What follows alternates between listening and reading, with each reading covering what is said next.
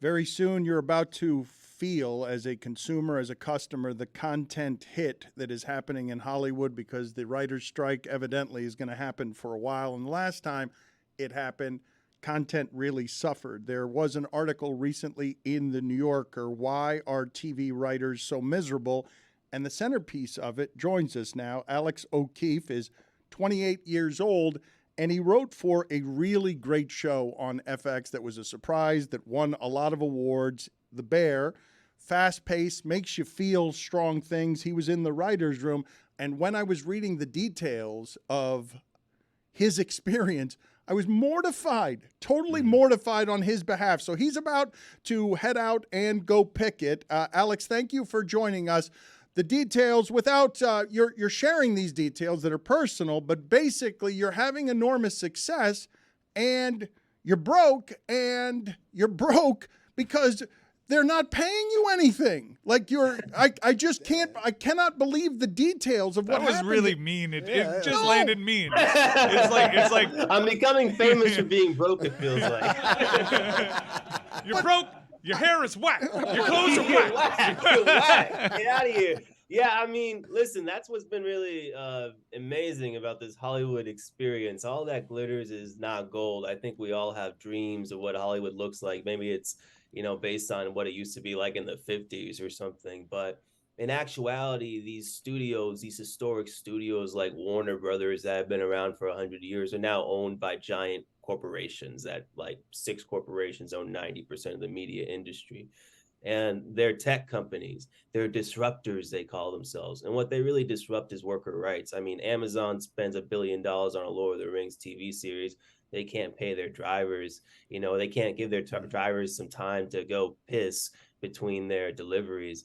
And these same corporations own everything. And so they're putting the same mentality towards every single job in this economy. And writing is just the latest one to get the hit.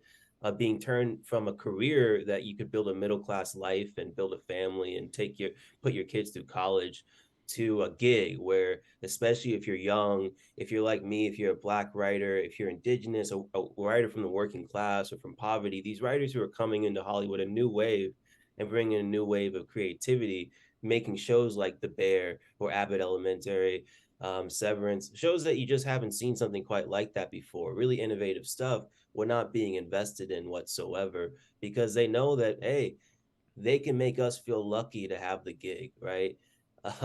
We've been negotiating in good faith with these studios, and they've just refused to negotiate on so many issues. And the stuff like, when I was working on The Bear, I was working on it from my apartment in Brooklyn, a tiny apartment.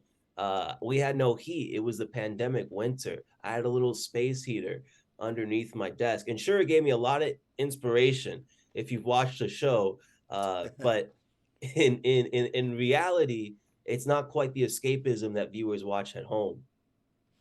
Alex, I'm curious. One of the quotes that you had in this New Yorker article was, "I learned from the masters that if you're given a shit sandwich, you can dress that up and make it a Michelin star level dish." What kind of advice have you received from the masters, and what do they say about kind of how you're experiencing, your first writing job on a TV series? I mean, I think there's an expectation when you're young in the business that you have to grind, and it's not going to be, a red carpet's rolled out for you, and you're going to have, successes and failures and a lot of stuff in between. But yeah, I was surprised. I think we have the expectation, you go into a writer's room, you just dream together. Hey, what if Carmi said this? But in truth, especially the showrunners, the people at the top, the bosses, they have to deal with a lot of shit sandwiches handed down from studios. The studios don't understand how art works. They think of it as just a base product at the end. They try to make everything more efficient. And what they don't realize is that movies are extremely complicated to make. Television shows are extremely complicated to make. And, you can get these shit sandwiches. For example, The Bear was given very little time to shoot their episodes, like 3 days, which is very little to shoot a whole episode of television. Hey, episode 7, if you've watched it, it's all one take. They did that episode in 3 takes, So you can take whatever hand you're dealt and make it something great and beautiful and be grateful for it. but it also just puts so much strain on the workers. And while we know the celebrities in Hollywood, we don't realize that there are hundreds of workers behind the camera who make the thing operate. And what these corporations are realizing is that Hollywood is a union town. You know, this town is run by a league of unions that are all united, more united than ever before in our history, because every single worker in Hollywood, you talk to them, they're feeling the same thing. 98% of the writers of the Writers Guild of America voted to go on strike. That's the highest vote in our union's like 100-year history, because this is an existential time. And especially for writers, you see a lot of news outlets shuttering. You see a lot of news outlets going bankrupt.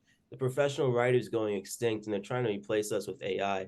Now, I think these CEOs at the top should be worried about being replaced by AI, because all they do all day is look at numbers, budgets, profits, and they forget that there's a humanity underneath all their capital. There's a humanity, and what we do, what I do, and if you watch the show The Bear, that takes heart and soul. It takes humanity to make that kind of thing. If you want to keep seeing that kind of content, that kind of art, you have to invest in the human beings that make it, and not let us be replaced by computers that will just churn out crap. The aforementioned episode 7 of The Bear is one of the best episodes of television that I've ever seen. The tension is palpable. It should be noted, because when we talk about this humanity, forgive the indelicacy of this question, Alex, but I want people to understand what you're fighting for here. The Bear won the WGA Award for Comedy Series. It went to the ceremony. Alex, went to the ceremony with a negative bank account and a bow tie that he had bought on credit. There are agency fees and taxes involved in Hollywood work. So this profoundly great work of art that you made, how much did you end up getting paid for your work on season 1 of The Bear?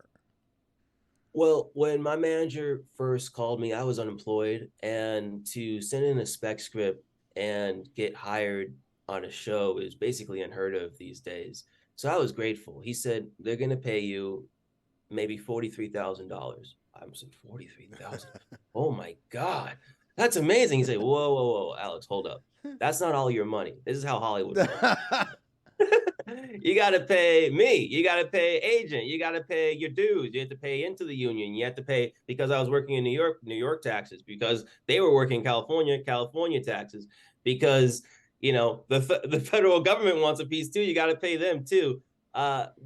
By the end of it, you know, I probably would have made more money actually working in the restaurant The Bear is based on than working on the television show. Oh, I was like, how the hell? I must be doing this Hollywood shit wrong. How am I broke right now? Hey, I've talked to a lot of writers. I'm not the only one. The other thing is that this is not a salaried gig. We're working under a contract negotiated by our union, but we're basically freelancers. We work for nine weeks. I worked on The Bear. There are 52 weeks in the year. So you have to take whatever money you're able to get from whatever gig you're able to get and stretch it across an entire year, which is pretty hard to budget for. You don't know if you're going to get another gig.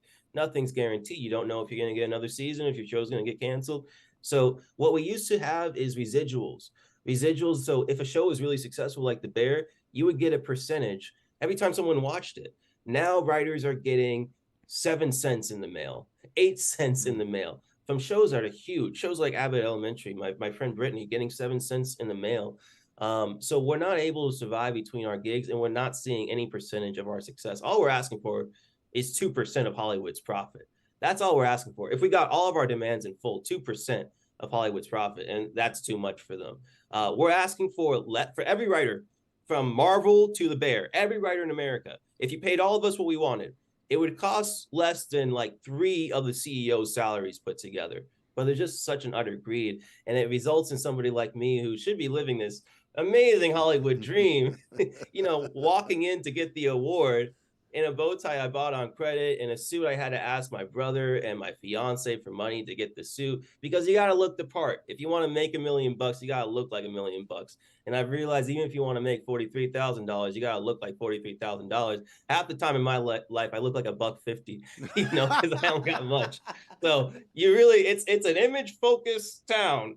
Okay, that's all I can say. I'm not Hollywood type. So I really learned they want you to look the part. You gotta have glowy skin, all that. Do drops on your skin. So all that costs a lot of money. They're not paying me enough to look the part right now. Hey, I'd love to, but yeah. We know that you have to go to picketing, so I'll be quick with this question.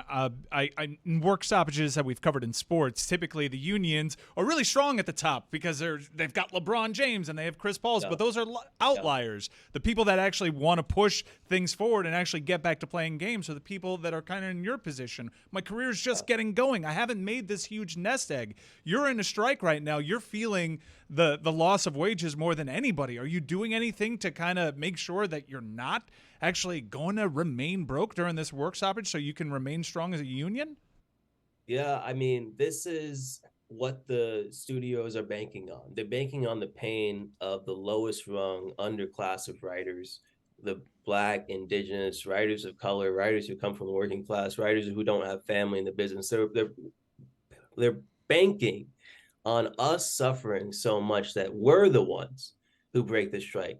Now, what's really amazing about the union right now is that across all the classes within the union, there's some writers who are making lots of money. There are some writers who are making basically nothing. We're all united. 98% voted to go on strike. That's rare. And what's also rare is that we have leadership that's really fighting for the rank and file, the lowest rung writers. So the people like me, we see that fight they're putting in every day. We're going to stick by them. And yeah, maybe we'll be broke during this strike, but honestly, I was broke working on the television show. So I don't feel like I'm losing out on much right now. Okay. So, I mean, I have a Venmo, Alex O'Keefe. You can send me a Venmo. My guy. I'm grinding. I'm hustling like any other person in this country. Our audience does this very well. So go ahead. Alex O'Keefe is the Venmo.